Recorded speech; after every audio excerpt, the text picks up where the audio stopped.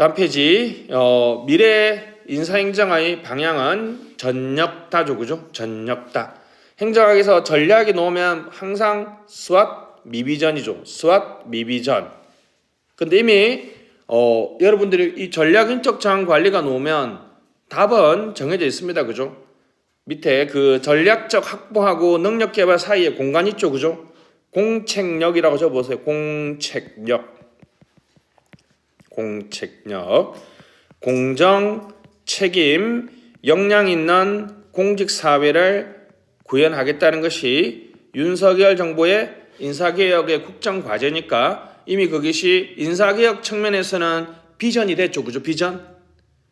그죠? 비전이 됐죠. 그죠? 그러니까 만약에 전략인적 자원 관리가 나오면 전략인적 자원 관리는 SWOT 미비전을 통해서 체능사를 하는 건데 윤석열 정부의 공책력을 중심으로 설명하겠다고 하면서 전략적 채용, 전략적 직교 평경, 전략적 보수를 쓰시면 되고요. 그래서 전략인적 자원 관리는 여기까지 하고 넘어갈게요. 옆에 역량입니다. 역량. A 해주시고 엄청 많이 외워야 됩니다. 다시 외행성 측계, 다시 외행성 측계. 역량은 요 5단어를 안 쓰면 그냥 떨어진다고 봐야죠. 그죠? 외적으로 관찰되는 행동이에요. 뭐와 관련된?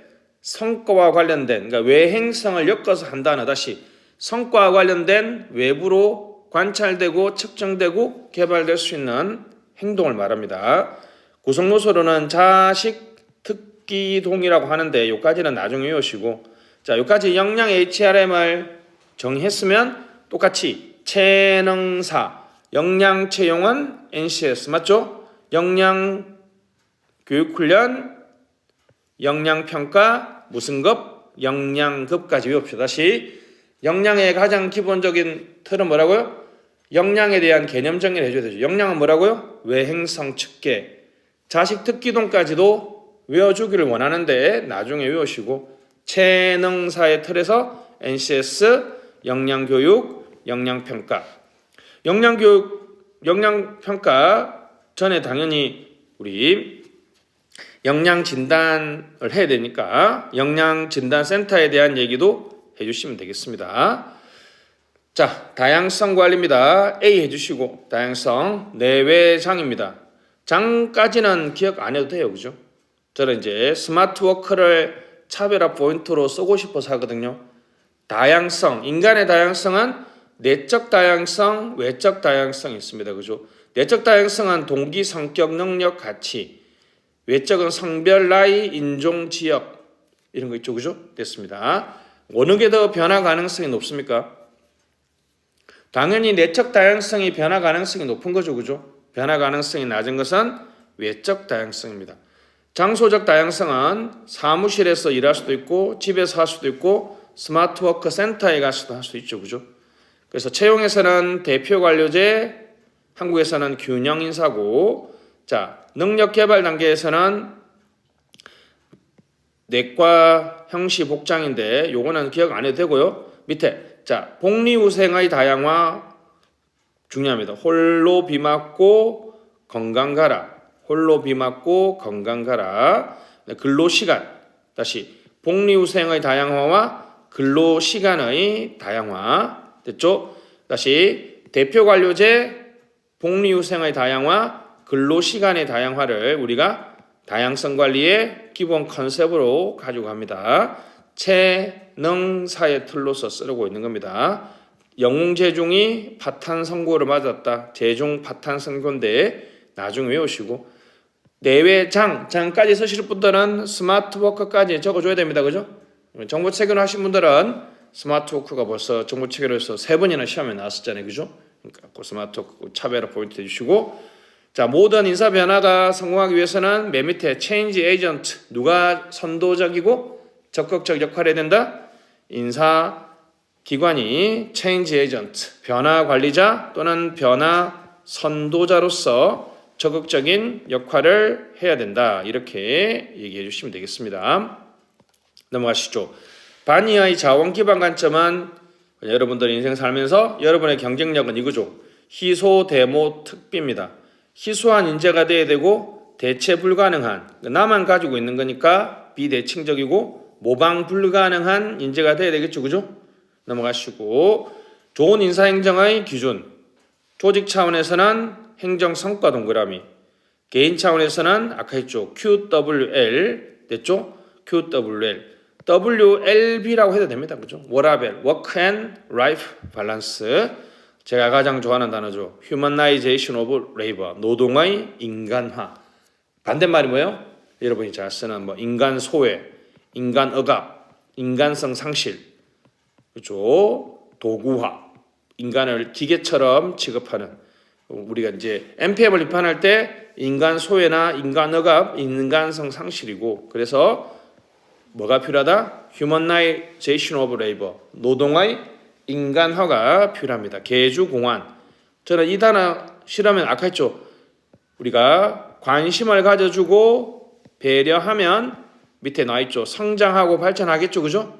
그러면 고용 가치성과 노동 가치성이 높아진다라고 볼 수 있습니다. 그죠? 자, 꼭 좀 적어주시면 좋겠습니다. 넘어가시죠.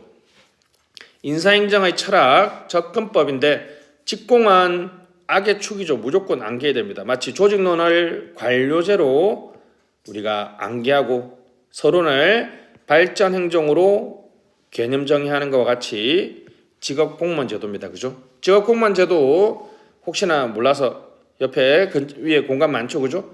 채용은 폐쇄형이죠. 그죠?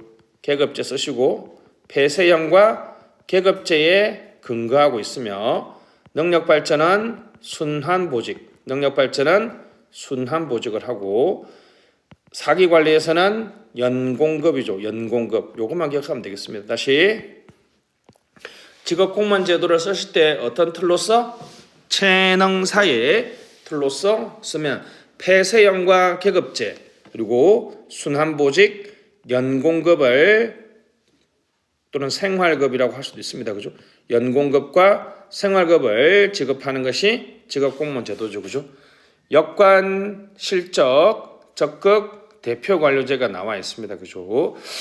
대표 관료제, 역관주의 A 해주시고, 인사 쓰시고, 인사조직에서 2020년인가 시험에 나왔죠. 그죠?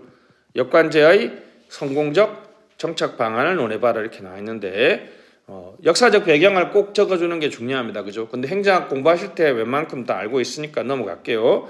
실적, 적극 인사행정은 시험에 나오지 않고 대표 관료제 A 해주시고 전역다에서 역량 다양성이 A죠. 그죠? 근데 방금 했죠?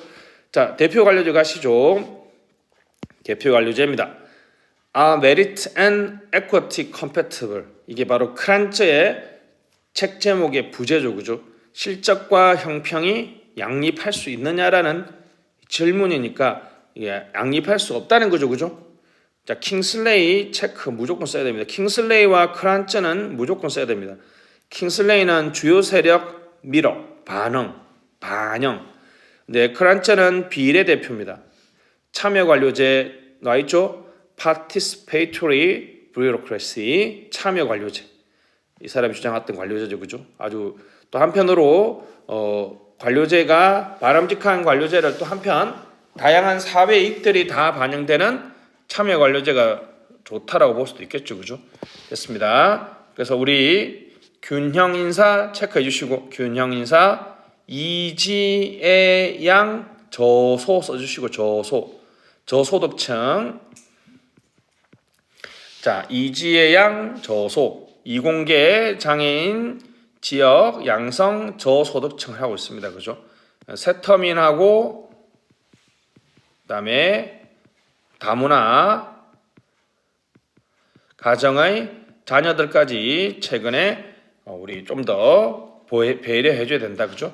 이지의 양 저소 세다. 이지의 양 저소 세다. 세터민 다문화까지 기억해 주시면 되겠습니다. 저 시험에 나왔어요. 기출 문제입니다. 그죠? 어떻게 나왔냐 하면 균형 인사의 내용을 쓰고 어디까지? 이지의 양 저소까지 쓰고 고려해야 될 대상을 2개 정도 써보라고 나왔거든요. 그래서 세다, 세터민하고 다문화 가정, 특히 다문화 가정 기억나죠? 전체 초중고생의 지금 다문화 가정 자녀가 몇 프로? 3%를 넘어갔다 그랬죠. 그죠? 3% 넘어갔으니까 꼭 기억해 주시고, 세터민은 요즘에 조금 그렇게 많지는 않은데 이재양 저소 끊고 세다 됐습니다. 자, 쟁점은 뽑을 때는 제4회와 됐죠. 역차별 됐습니다. 제4회화는 사회 구성주의와 최소 비율로 극복합니다. 그죠? 사회 구성주의. 사회 구성주의는 꼭 대표 관료제로 할당 운용된 사람들만이 사회화를 대상이 되는 것이 아니라, 만약에 새로운 인재들이 뽑혀서 사회 조직에 들어가면 기존 조직인들이 그런 새로운 문화를 배우잖아요. 그죠? 그러면 사회적 이미지와 구성이 바뀐다는 거죠. 최소 비율은 23% 적어주시고, 최소 비율은 23%. 이게 이제 연구에 의하면 처음에는 적극 대표성이 안 나타나다가 어느 비율이 넘어가면 적극 대표성이 나타난다는 거죠. 그 최소 비율이 23%입니다. 됐죠? 사회 구성주의 위에다가 문화 충격 효과라고 쓰세요. 문화 충격 효과. 제4회화는 우리 기존 새로 들어간 조직원, 그죠? 할당 임용된 공무원들이 너무 일반화할 말하니까 너무 힘드네요. 그죠? 이렇게 합시다. 다시 흑인으로 할당 임용된 사람이 백인이 가득한 조직에 가서 백인의 문화를 배운다는 거잖아요. 그죠? 근데 반대도 성립하잖아. 그 사람이 들어가면, 그 사람이 얘기를 하면 기존의 조직원들이 흑인의 문화를 배우면서 문화를 바꾸는 문화 충격 효과가 있겠죠. 그죠? 그러면 조직의 문화가 바뀌어 나가고 그 조직이 흑인을 바라보는 사회적 이미지와 구성이 바뀔 수 있다는 거죠. 사회 구성주의 최소 비율. 역차별은 부분 최적화. 롤스의 정의 제2원칙 별표. 이거 정답이죠. 그죠? 기회균등 쓰시고, 기회균등 침범 X. 그러니까 어떤 비율까지? 기회균등을 침범하지 않는 까지는 가능하다는 거죠. 그죠? 예를 들면 여러분들하고 민감한 문제인데, 그죠? 지역인재 20% 하고 있잖아요. 그죠? 20% 지역인재 할당하는 것이 수도권 대학생들의 기회를 침범하지 않는 범위 내에 있다는 거죠. 근데 만약에 지역인재를 50% 하면 그거는 수도권 학생들의 기회를 침범하는 거죠. 그죠? 그래서 역차별 할당제를 하는 것이 역차별을 야기할 수 있다는데, 그것은 부분 최적화, 어떤 비율과 직종 조정이라는 측면과 롤즈의 제2원칙을 어기지 않는 범위 내에서 하면 문제가 되지 않는다는 거죠. 그죠? 그래서 대표 관료제는 시험에 3번 나왔어. 3번. 그죠? 좋게 나오기도 하고 나쁘게 나오기도 합니다. 요까지는 무조건 최소 암기입니다. 자, 넘어가시죠. 인사기관입니다. 기차, 독합집, 전통현대. 다시 독합집, 전통현대. 독립성, 합의성, 직관성은 필수 암기입니다. 인사혁신처의 변화 방향을 쓰시오라고 했는데 독합집이라는 행정학적 문법이 안 나와주면 안 되죠. 특히 독립성, 대통령으로부터의 독립성 됐죠. 임기 쓰시고 신문보장 쓰시면 되겠습니다. 임기가 대통령보다 길고 강력한 신문보장을 하면 대통령으로부터 독립성을 보장할 수 있죠. 그죠? 합의성은 독임제냐 위헌이냐, 직관성은 인사에 관한 권한이 집중되어 있느냐. 밑에다가 현대 기능 vs 전통 기능 쓰세요. 됐습니다. 밑에 있는 기능에 보시면 전통적 기능은 준입법, 준사법, 집행, 감사 기능이고, 현대 기능은 변화를 선도하는, 아까 했죠, 체인지 에이전트와 같은 어떤 비전을 정립하고 솔선수범을 하는, 그래서 대부분의 인사 기능을 인사 담당하는 사업부처에 분권화하는 그러한 것이죠. 그죠? 전통적 기능, 현대적 기능 됐습니다. 안에 내용은 안 외워도 상관없는데 외우려면 한두 개는 외워줘야 되겠죠, 그죠? 됐습니다. 아니면 이거 외우시려면 여러분들 그 독립합의형과 비독립 단독형만 체크해 주시고, 인사기관을 분석하는 틀은 독립합의형과 비독립 단독형이 있죠, 그죠? 독립합의니까 합이 들어가 있죠, 그죠? 직관성은 인사에 관한 권한을 전통적 기능만 수행하느냐, 현대적 기능을 수행하느냐. 우리나라의 인사혁신처는 현대적 기능이 압도적으로 부족해요. 전통적인 거, 준입법, 준사법, 이 준사법 기능이 소청심사 아닙니까, 그죠? 소청심사, 집행감사 기능만 합니다, 그죠? 우리나라 인사혁신처는 현대적 기능이 매우 부족하다 됐습니다. 독합집의 전통현대, 다시 뭐라고요? 독합집의 전통현대 외우시고, 자, 우리 이제 인사기관 한번 분석해 봅시다. 인사혁신처가 있습니다. 국무총리 차관급 비독립 단독형 체크해 주시고, 자, 그 다음에 뭐 체능사 기능을 다 하고요. 특히 중요한 거는 소청심사위원회입니다. 왜냐하면 이게 옆으로 연결해서 대문자로 MSPB라고 쓰세요. MSPB가 여러분 이제 부당해고 또는 건의, 뭐 진상조사 쪽 부당해고. 우리나라의 소청심사 기능을 미국에서는 어디서 한다? 대통령 밖에 있는 실적주의 보호위원회에서 하는데, 우리나라의 소청심사위원회는 인사혁신처 소속이니까, 여러분 소청심사위원회가 준사법적 기능인데 인사혁신처 소속이면 공정성과 중립성을 확보할 수가 없잖아요, 그죠? 우리나라 MSPB와 같은 인사기관이 필요하다는 거죠. 행정안전부는 지방자치단체 별표, 지방자치단체 인사기능은 누가 수행한다? 행정안전부가 수행합니다. 그래서 2016년에 인사혁신처의 어떤 노력이 가장 협조가 필요한 부처가 어디냐 물어봤을 때 그냥 100% 행안부 쓰시면 돼요. 알았죠? 왜요? 인사혁신처는 중앙공무원의 관리 방식하고 지방공무원의 관리 방식이 다르면 안 되죠. 근데 지방공무원의 인사관리는 누가 한다? 행정안전부가 하기 때문에 가장 협조가 필요하겠죠, 그죠? 그래서 자, 갑시다. 인사혁신처의 최소한 기는 독립합의형이에요. 아니죠. 비독립 단독형이죠. 비독립이니까 어디 소속이다? 국무총리 소속이다. 차관급이니까 권한이 부족하다.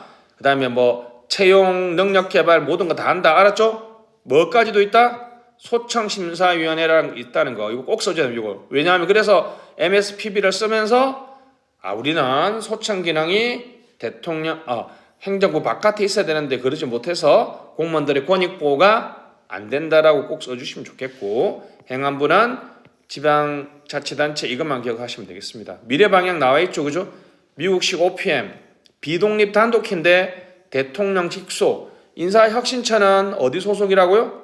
국무총리 소속이라고 얘기했죠. 상원의 동의를 받아요. 우리는 지금 인사혁신처장은 인사청문 안 하거든요.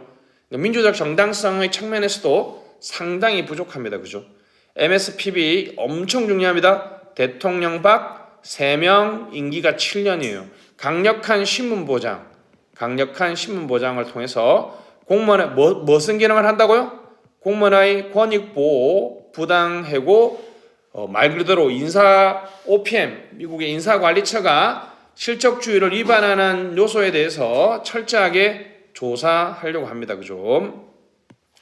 됐습니다. 연방노사관계청은 요때 밑에다가 상생노사관계를 같이 쓰실 분들은 연방노사관계청을 꼭 언급해 주면 좋겠습니다. 자, 전통기능과 현대기능의 동시수행입니다. 그죠? 우리는 지금 현대적 기능, 어떤 기능? 변화를 선도하고 솔선수범하고 하는 그런 기능이 부족하기 때문에 우리 현대적 기능에 좀 더 강화를 해야 됩니다. 그죠? 그래서 변화 관리자로서 역할을 할 수 있도록 해야 된다. 됐습니다.